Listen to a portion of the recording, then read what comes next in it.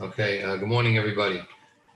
First of all, I want to again uh, thank the SCA for hosting such a beautiful day.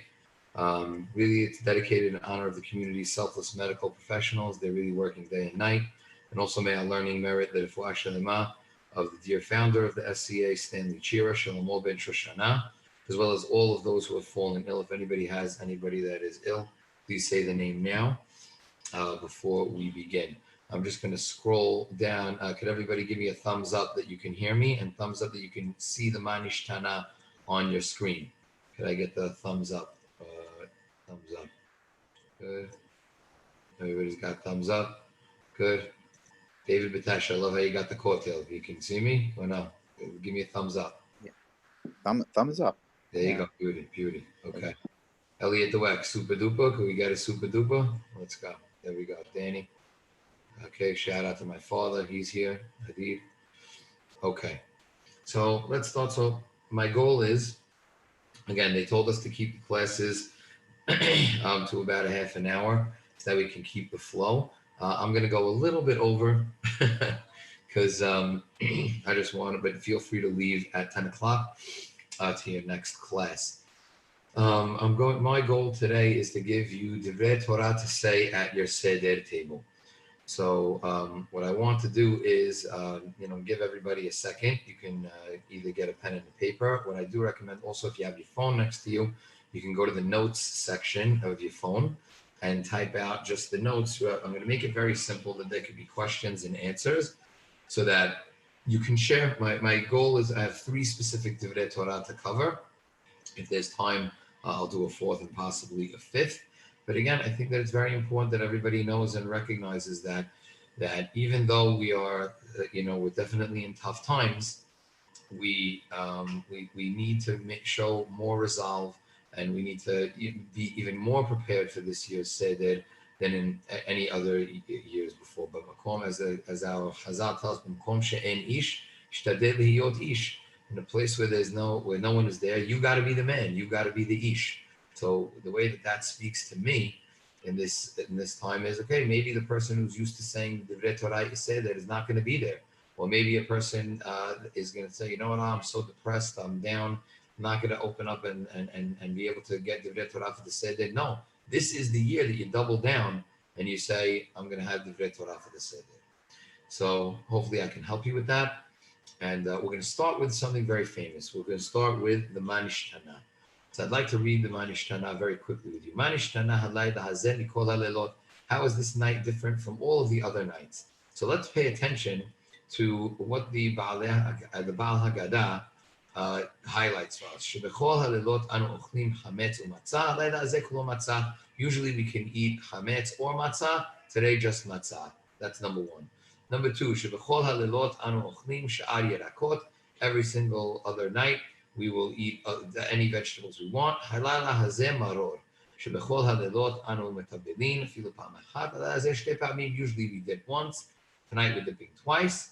And when it comes to, if you could scroll down, Abraham, there's your thing. Shebechol halelot anu ochlim ben yoshvin uben mesubin. Halala hazeh kulanu mesubin. And when we want to lean, then we are talking about leaning. Yet every other night we have the option. Tonight we don't have the option. So let's start with the question. Why specifically these 4 things are highlighted? Matzah and maror. Matzah versus chametz. We have maror versus other vegetables. Dipping once versus twice, and dipping twice versus once, and leaning. I could think just off the top of my head, how many things can you think about that are really different about this night? I'll give you just a simple example. Why aren't the Arba Kosot mentioned here? Why don't we say in Manishtana that the 4 Kosot are also different? Manishtana is also definitely different. How about all other nights we don't eat a sandwich, but this night we're going to eat a korech. We're going to have a sandwich. And I'll give you a home run one, which was for me. How about in all other nights we don't have a korban, and tonight we're going to eat a korban? So there's something unique about these 4. So the question, if you're writing it down, again, because the point is for the Seder, the question is when you get to Manishtana, you're going to say, I understand. Manishtana, this is one of the highlights of the Seder. a person fulfills the obligation of asking by asking these four questions. Why specifically these four questions or these four aspects of the Seder are highlighted as being the differences between other nights and this night, when there are a host of other differences that a person could definitely highlight. So I want to share with you the interpretation of the Malbim. The Malbim says the following.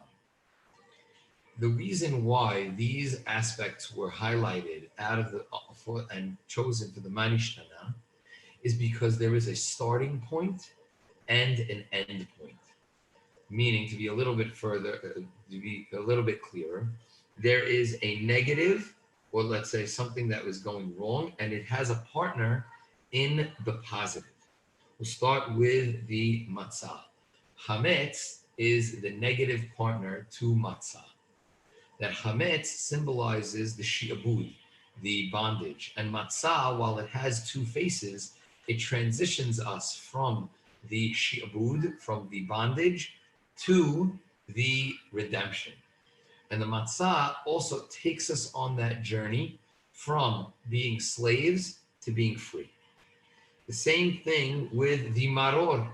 The maror, it starts off as we need the maror to be there at the table in order for us to feel the merirut, to feel the bitterness. However, that maror ends up transitioning and being eaten together with the Korban Pesach in an ideal situation. And we say, when we point to the maror, we say maror zeh.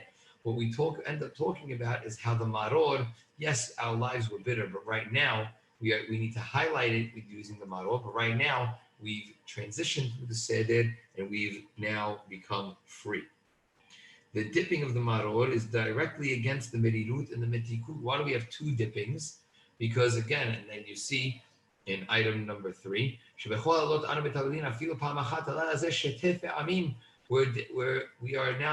now going to be dipping twice. Why? Because specifically we have the salt water, the merirut, and we also have the maror, where a person now with this dipping is going to be seeing again and highlighting that transition, once into something salty and once into something sweet like the haroset.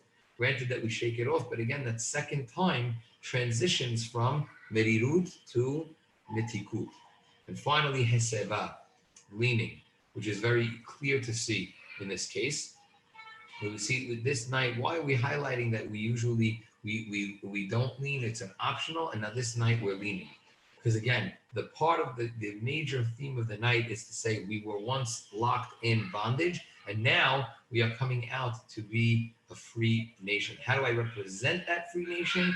Through heseba, through making sure that a person understands that they are a king. When you lean, you are a king.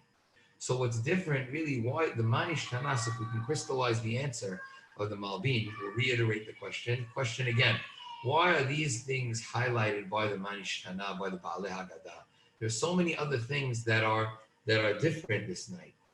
The items that are highlighted in the Manish Tana are quite literally nishtana, hishtanot. There are things that change. The things that change and highlight the transition between being somebody that is locked in slavery and then going towards herut.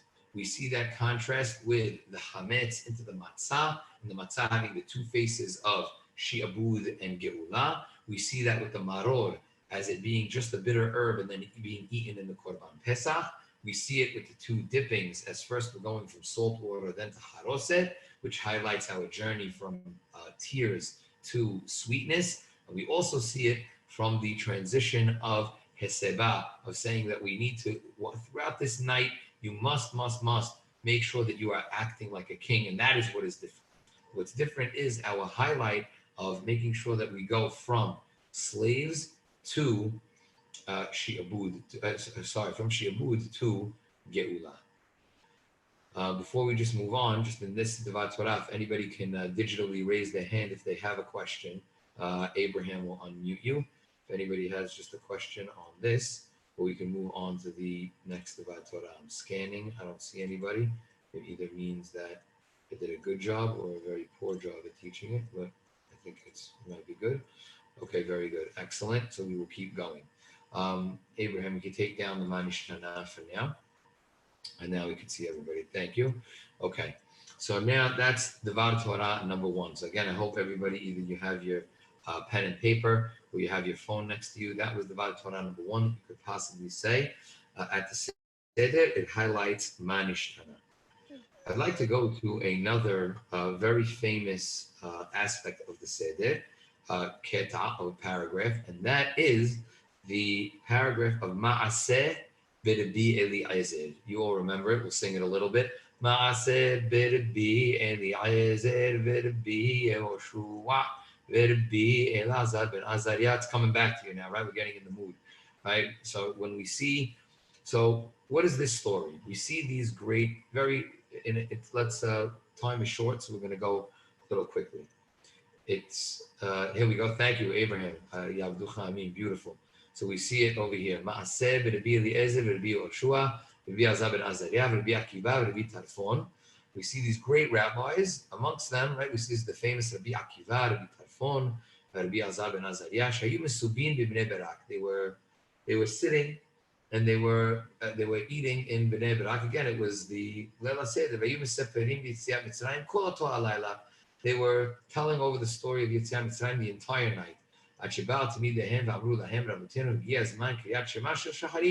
Until their disciples came and they said, it is time for Kiryat Shema of Shaharit, meaning that there's a halacha. A person needs to make sure that even if a person is learning Torah, you need to stop and you need to pray at the right time. Kiryat Shema is so important that it'll push away the learning of Torah. So these rabbis, they were getting carried away, they were engrossed in the Torah. And what happened was that their Talmidim, their students, had to come and tell them it's time for Shema. Now come on, what's the question here? The main question that everybody has. The main question is, you trying to tell me that Rabbi Eliezer, Rabbi Yehoshua, Rabbi Elazar ben Azariah, Rabbi Akiva, Rabbi Tarfon, they needed their students to come and tell them, guys, how you doing? I know you're probably the greatest sages of all time. And by the way, maybe you didn't hear about something called Kiryat Shema, and you got to stop, and it's time to say Kiryat Shema Shacharit. Come on, what's going on here? This keta is very bothersome. We have the students coming and telling the rabbis that it's time to stop for Kiryat Shema Shacharit. This is a basic. I'll give you just a little bit of background. Everybody knows, again, based on Gemara Masechet Berachot Avchet, that we say that if a person is learning and now it comes to Kiryat Shema, you must stop. So it's obvious that the rabbis had to have known this concept. Secondly, it seems a little disrespectful for a person to come up to the rabbi and say, Rabotenu higia zman kriyat shema shacharit. They seem, even if the rabbi is wrong, maybe it's maybe we could say it in a different way. Maybe the rabbis can come up to maybe the students can come up to their rabbi and say it in a little bit of a nicer way. If you see even in this nusach that Abraham pulled up, you see there's an exclamation point at the end, like Zman Kriyat Shema Shacharit. So with one answer, we're hopefully going to answer both. I want to direct you to two places. So first, let's get the question down so that you can properly say this over at your seder. So the question is, I get to Ma'aseh B'Rabbi Eliezer, B'Rabbi Yehoshua, and I say, how could it be? Let's start with the simple question is, how can these great rabbis need to be reminded by their students that it was time for Shema? Such a basic tenet of Judaism. It's obvious they knew the halacha. So what's going on here? Why do they need their students to remind them? And then secondly, as a side question, the way or the tone of the students seems a little out of place. As question number two, how can we explain the tone of the students? So I want to start with a halacha actually from Hanukkah. Isn't that amazing, right? You guys give me points, right? A rabbi is going to connect Hanukkah to Leil HaSeder. So give me if you can hit your clap button for me, the virtual clap button. Give me a little clap. Right, but I guess we're going to connect some. There you go. Thanks, Abe Hannon. There you go. Cousin Abe Hannon, Habib. Right. So let's say a person. So how are we going to connect Hanukkah to this? So if you look in Masechet Shabbat of Kaf Gimel Amud Bet, the Gemara Rava teaches that let's say a person doesn't have enough money for both wine for Kiddush and Hanukkah candles. Let's say a person has to, nice, today's daf, there you go, Joey Sofer, right? Kaf Gimel Amud, there you go, today's daf. That's it, see, wow, amazing. It's all locking in. So now if a person does not, Rava comes and says that let's say a person does not have enough money for Kiddush, wine for Kiddush, or Hanukkah candles. Which one would you pick? Without, what would your gut say? If I said, look, I have Kiddush, which according to many opinions is Deoraita, is from the Torah. The Rambam is very clear about that. It's from the Torah to say Kiddush, albeit not on the course, but still the point is on the to be able to say the Kiddush. And Hanukkah is Derabanan. It's Derabanan, it's from the rabbis. And yet, what's the answer to the Gemara? The answer to the Gemara is you got to buy the Hanukkah candles. Really, Hanukkah candles instead of Kiddush. Come on, Kiddush. You could even throw in Tadir v'she'eno Tadir Kodem. Kiddush happens all the time. The answer to the Gemara is actually the essence of what's going on in this paragraph in the Haggadah. And the answer is, by Hanukkah, we have a concept called Pirsumei Nisa. Pirsumei Nisa means publicizing the miracle. Publicizing the miracle oftentimes takes precedence over even some of the most basic mitzvot that are even especially when it's Hora'at Sha'ah, when there's a special time and place that a person needs to act and based on the times. Pirsumei Nisa, publicizing God and His miracles, sometimes can take precedence even over Kiryat Shema. What the rabbis are trying to teach us here, this Maaseh B'Revi Eliezer, why is the Baal Haggadah highlighting us this story, and why is it so important? Is that no, there's more than meets the eye that's going on over here. Of course, the rabbis, Rabbi Eliezer, Rabbi Yoshua, Rabbi Azab ben Azariah, Rabbi Ikey, Rabbi Tawil, they knew it was Kiryat Shema time. They knew that they had to stop on a normal circumstance and stop to say Kiryat Shema. But the students missed the halacha. The students didn't understand that, guess what, rabbis, it's time for Kiryat Shema, but you know when it gets waived? When there's an aspect of Pirsumei Nisa, publicizing the miracle that happened. This Maaseh makes the Haggadah because we're learning a new halacha about Haggadah. Haggadah is not just, yes, we have Higgadah Talibin Chava Yomahu, that there's a special commandment to be able to tell over the story of Yetziat Mitzrayim to your children. That's a deoraita on this night. And we also know we have Maror, Matzah, Korban Pesach. You know why the Baal Haggadah puts this here is trying to tell you, you know what reading the Haggadah also fulfills? It also not only fulfills the mitzvah, but is an aspect of what we call Pirsumei Nisa, publicizing the miracle. So the students come and they say, Rabotenu, Higia Zman Kriyat Shema Shel Shacharit. This is not being said, this is not the Talmidim, they were also very wise scholars. They come into the room, imagine that they see that the rabbis are still telling over the story. Automatically they get it. And what do they say? They say, wow, Rabotenu, you're even doing this in Higia Zman Kriyat Shema Shel Shacharit. It proves to us that what is it? It's Pirsumei Nisa. The only way that our rabbis could be sitting here and still telling over the story of Yetziat Mitzrayim is if it's something so special that it's, what is it doing? It's publicizing the miracle. It's publicizing the miracle to all who will listen. Not necessarily like Hanukkah where I have to go out into the street and scream the Haggadah and read it to everybody. But what it's doing is that I am publicizing the miracle to the people in my house. I'm publicizing the miracle even to myself.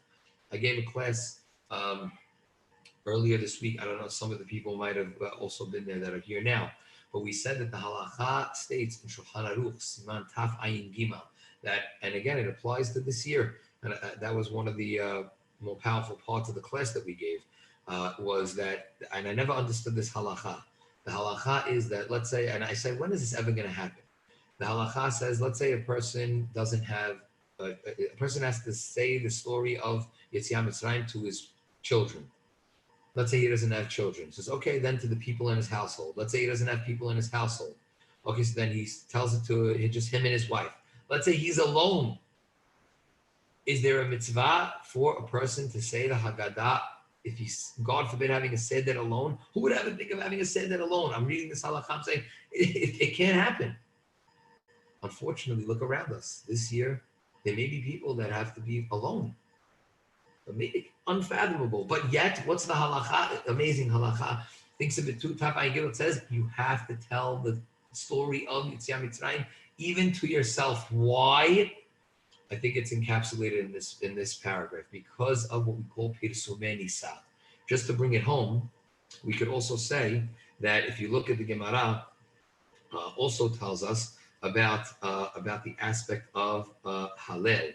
That when it comes to Hallel, we also have to say Hallel versus Mikra Megillah. It's also very similar, where we also see that those aspects are also pirsumei nisa. And the Gemara comes in and asks this question, well, what about if it's time to pray? And some rabbis, they say, well, just use a Kal Vachomer from Kiryat Shema. We can't, because it's so powerful. Hallel and Megillah are two aspects of what we call Pirsumei Nisa. We say Hallel on Rosh Chodesh, on the holidays, to publicize the miracle. Same thing with Megillah. And those are two things that we even stop Torah. A person is allowed to be mevatel Torah. Stop learning Torah to go hear the Megillah in a place where there are more people. Your shul has 100, the other shul has 600. Stop your class and go to that shul. Why? Because Pirsumei Nisa, publicizing the miracle, is so important. So again, to just summarize this Dvar Torah, you're going to go to Maaseh B'Rabbi Eliezer, you're going to stop everybody that you said that they say, wait a second, how does this make sense? How does it make sense that these great rabbis didn't know when it was time to say Kiryat Shema? And question number 2, what about the reaction of the Talmidim? Could a Talmid actually speak this way to the rabbi?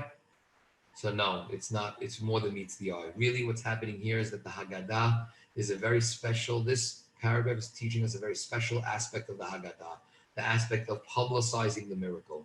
The rabbis wanted to publicize the miracle to everybody. They stayed up all night just to get to this point, to show you that Kiryat Shema is waived for Haggadah because it's about publicizing the miracle.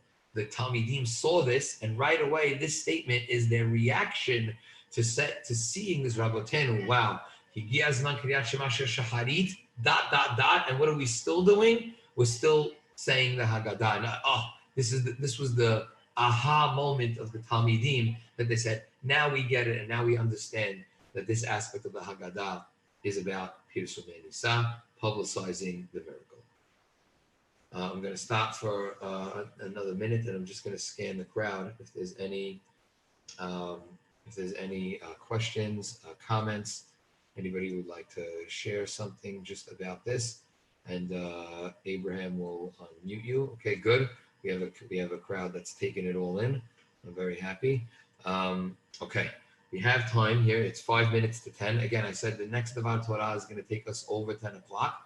They asked us to keep the classes short so that everybody can go to the other classes and keep it moving. If you need to sign off at 10 o'clock and there's another class you want to go to, trust me, I'm not insulted, but we're going to go a little bit later than 10 o'clock to get in this third Dvar Torah. Okay.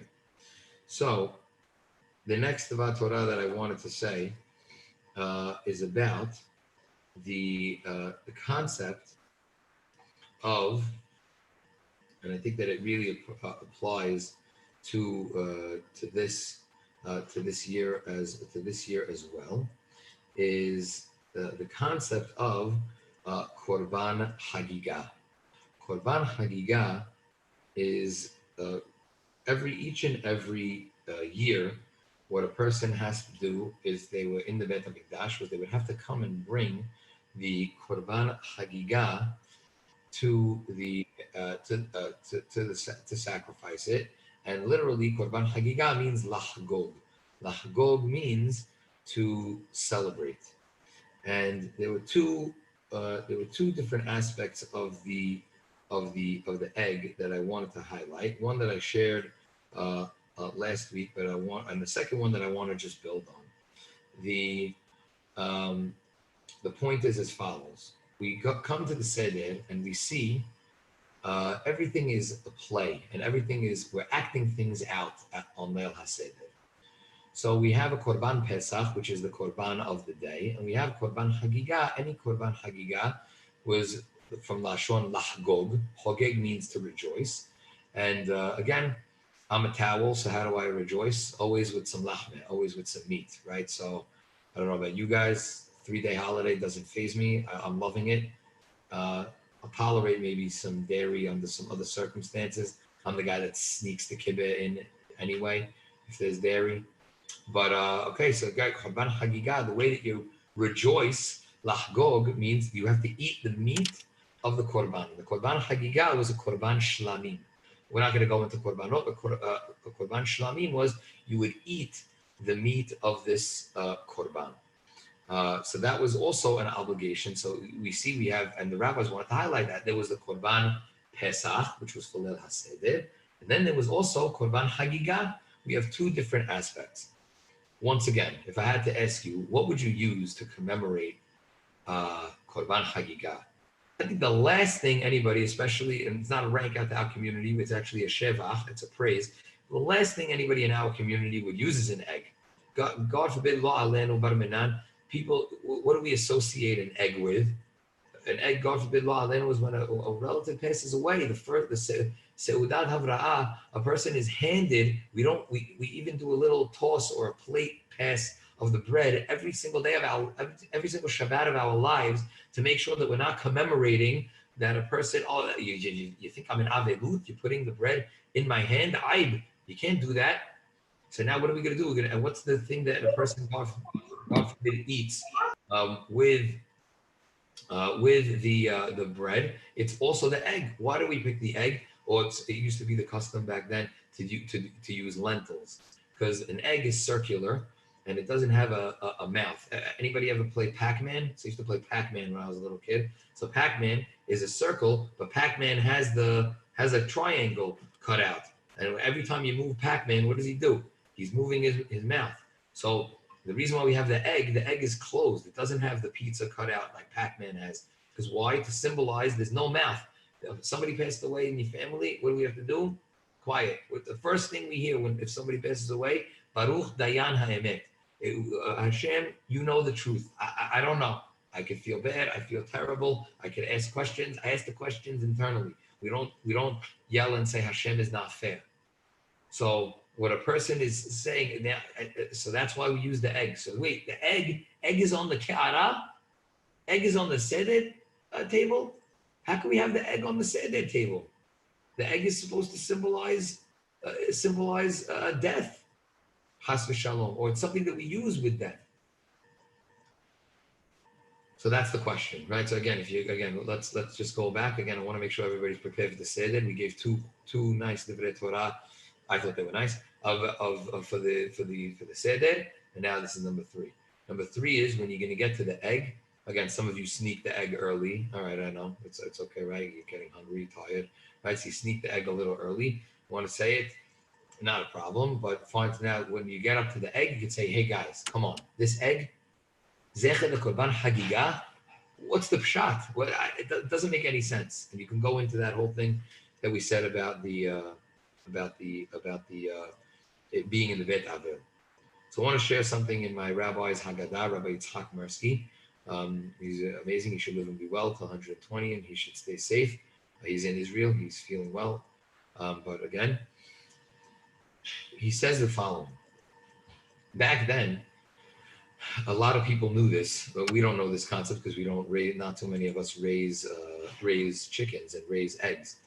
But the following was shared in his Haggadah. He says, before an egg becomes an embryo, the chemical composition that happens inside of the egg is a sort of rotting or decay. It's rotting or decay that gets all the way down to its lowest point. And at that point, the egg is at a transitional stage where it could either die totally, or it can sprout forth from that lowest of lows. It can reach the highest of highs. Our rabbis knew exactly what they were doing when they put the Korban Hagigah as the egg. To anybody who knew anything about agriculture, and our ancestors knew this, they knew that the egg symbolized life. But the cycle of life that not only we endured all throughout the story of leaving Mitzrayim, but it's also the story of our heritage and the story of our history, is that Bnei Israel, the way that we reach the highest of heights is only when we go to the lowest of lows.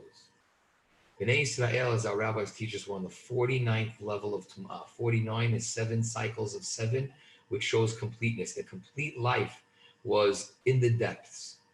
When they were coming, Moshe Rabbeinu, when they were ready to leave, we say that we left, the Torah tells us, B'chipazon yatzanu mimitzrayim. We left very swiftly. A lot of the Midrashim say, why did we leave so swiftly? We left swiftly because had we stayed one more moment, it would have been, that's it, level 50. They say that there's 50 levels of impurity. That's it, we would have been locked. We would have had no merits. But it gets us down. HaKadosh Baruch Hu watches us and monitors us. Sometimes we get down to the lowest of lows, and then it's from that lowest point that we can sprout forth and it can give life. It's amazing that in one of the most household items back then, which was having a hen house to be able to provide for your family meat and eggs, etc., the rabbis not only knew this, but even the lay people knew this. They understood, this egg is in its decaying stage, and now it has a chance to either, it's going to rot or it's going to spring forth with life. And a chick is going to come forth. New life is going to come out of this. And the rabbis wanted to make sure that that representation was on our Seder table. Not only because of that's exactly what happened to Bnei Israel during the story of Mitzrayim. They got to the lowest level, and then from the night of the Seder, we see there's a 49-day, again, you see the 49 days, 49-day development from the lowest level to the highest level to get to the purpose of the journey of Yetziat Mitzrayim. Yetziat Mitzrayim, Pesach doesn't exist in the bubble. Pesach exists only in the context of being connected to Shavuot. Sukkot has the holiday of Sukkot, and Shmini Atzeret, the special day with Hashem, comes right after that. Then another name for Shavuot is called what? Atzeret. Atzeret, because the Shemini Atzeret, the 8th day, quote unquote, of Pesach, or 9th day in Chutz La'aretz, when does it really come? It comes on Shavuot because they're connected. There's a growth mindset that has to happen from Leil HaSeder all the way to 49 days to Shavuot. We're almost, if you could say it this way, we're on the lowest level when we come to the Seder. And when we stand at the footsteps of Har Sinai, then on Shavuot to accept the Torah, we're hoping that we went and we underwent this transition of the 49 days, 49 levels, just like Bnei Israel at the Seder was at the lowest level of the 49. We had to reach ourselves and go up in order to make sure that we got there at Shavuot. So the reason why we have the egg as representing, so let's summarize. Our question is, hey guys, we see this egg at the Ke'arat. You can pick it up and say, really? An egg for Korban Hagigah? This is the Zecher? What does it have to do with anything? The egg and the life that's inside, the potential life that's inside the egg represents, how does it come about? From the lowest of lows, it resurrects itself, and it gets so low that it's decayed and rotting inside. From that rot, it becomes life. That's the message of also the transition from Shi'abud to Geulah of Leil HaSeder, and that's also our human existence. That's always been us as the Jewish existence, rather. That's been the story of our lives through generations. And it's really amazing. Everybody that's here, we're living through this also. I know many people, it's been very dark time. can't see children, can't see grandchildren, business, parnasa. It's untold. We've never seen this before. Again, a virus, a mahala, is coming and attacking us and literally shutting us down. And for many people, we're reaching that. If you haven't already reached that, the lowest of lows. But Leil HaSeder, and that egg is supposed to represent that even from the lowest of lows, we'll be zocheh to reach the highest of heights. I want to thank everybody for joining me today. I hope that you gained a lot from the Divrei Torah. Please, of these 3 Divrei Torah, if you can share some or all of them on the table. Oh, Steph Sekal from Israel. That's very special. What's going on, guys? Great to see you. Great to see you guys. Beautiful. Wave to everybody.